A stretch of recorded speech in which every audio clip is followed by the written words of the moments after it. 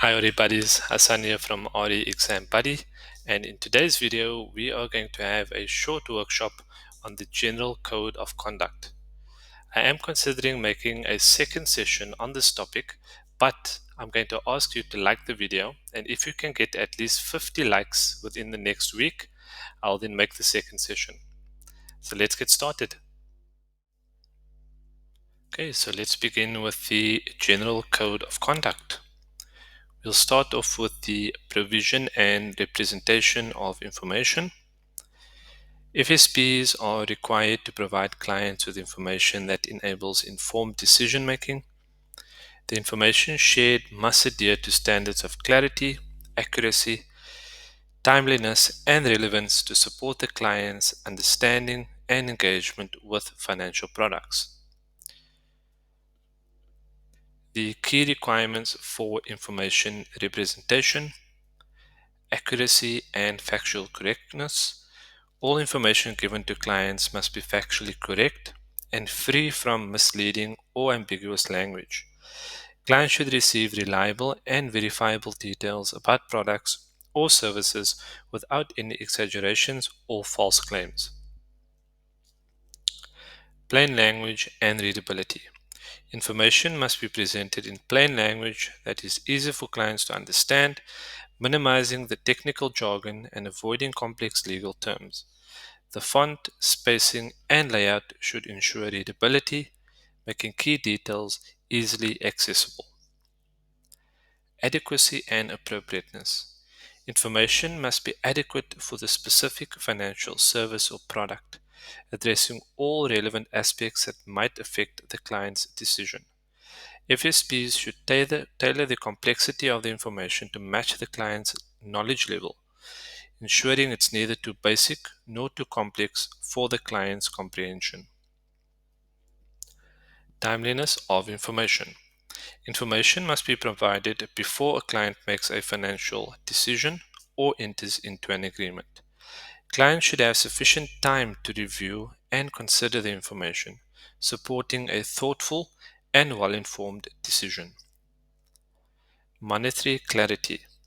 Any monetary figures such as charges, fees, or values must be presented in specific terms with clear explanations of how they are calculated. If exact figures are not determinable upfront, FSPs should clearly explain the basis of calculation, helping clients anticipate potential costs or obligations. Written confirmation on request. If information is initially provided orally, clients have the right to request written confirmation within a reasonable time frame. Written information should be readily accessible and formatted for easy reference if needed later. Updates and material changes. FSPs must update clients on any material or significant changes in the information provided, especially if such changes could impact the client's decision or the service. This ensures clients remain informed throughout their relationship with the FSP. Are you in the market for updated RE5 study material? Look no further than the RE Exam Buddy Study Pack. It is South Africa's best rated RE5 study material with over 100 5-star reviews. It includes study content, summary slides, topic questions, mock exams, and even a 30-day study planner. What are you waiting for? Click on the link in the video description below to get your RE Exam Buddy study pack today.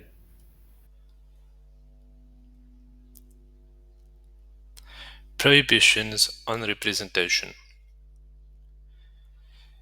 The objective: to ensure transparency and prevent clients from being misled about the FSP's authorization, independence, and regulatory oversight.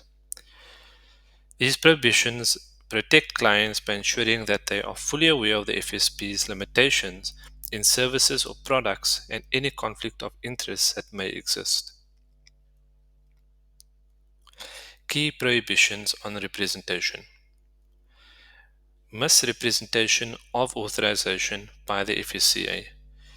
FSPs and their representatives must not imply or state that they are authorized by the FSCA to provide financial services or products they are not licensed to offer.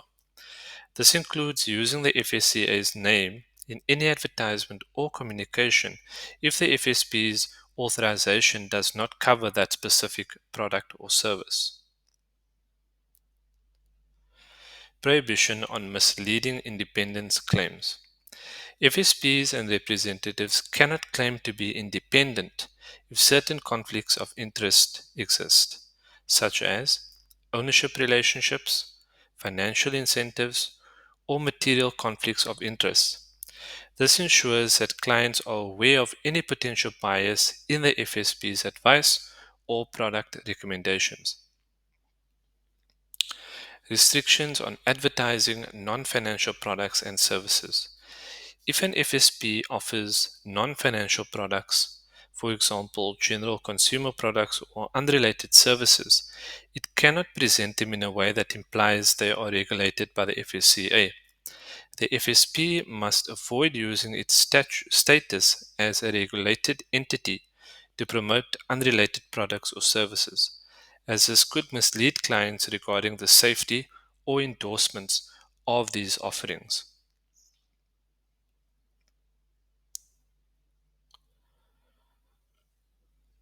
Some practical examples of prohibited representations: incorrect use of FSCA regulated.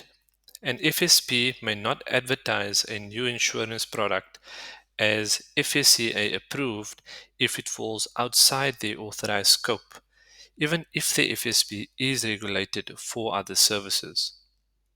False independence claims.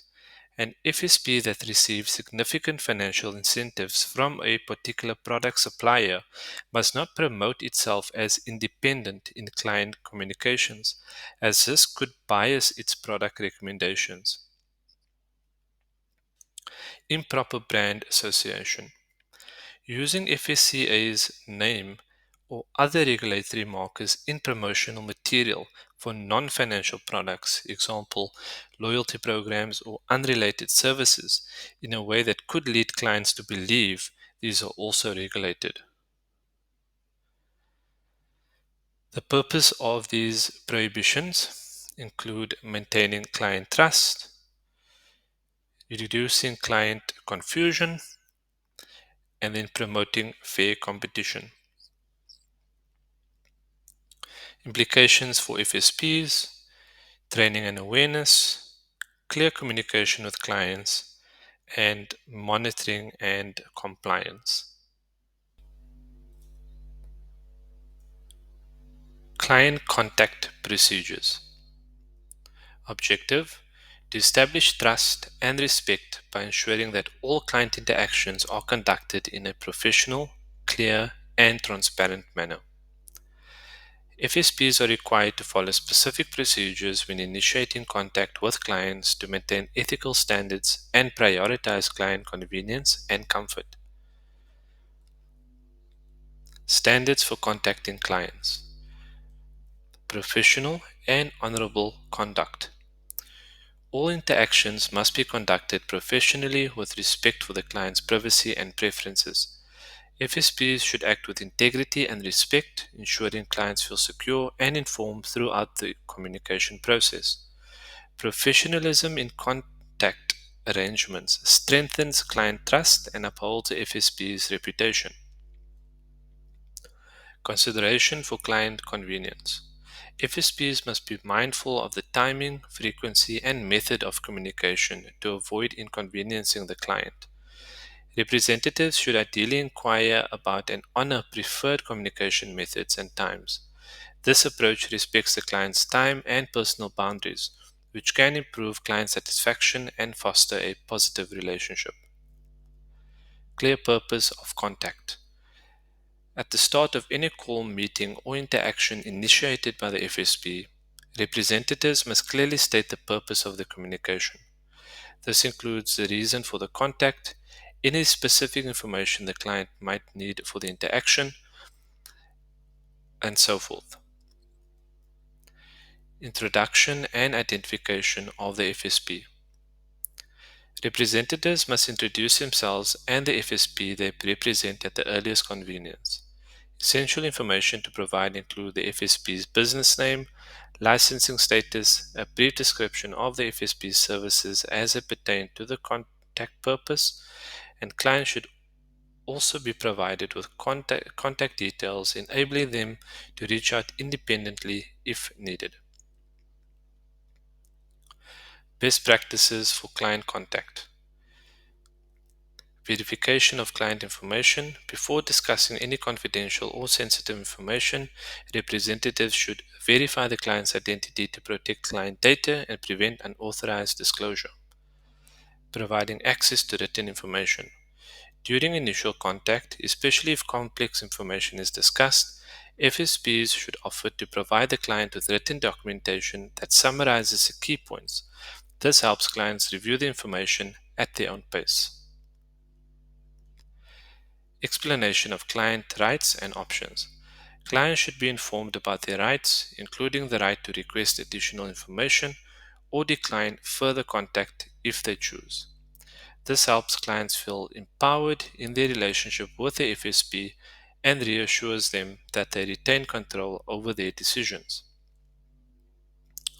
Examples of required conduct in client contact: initiating a product discussion, following up on a previous advice, or arranging in person meetings.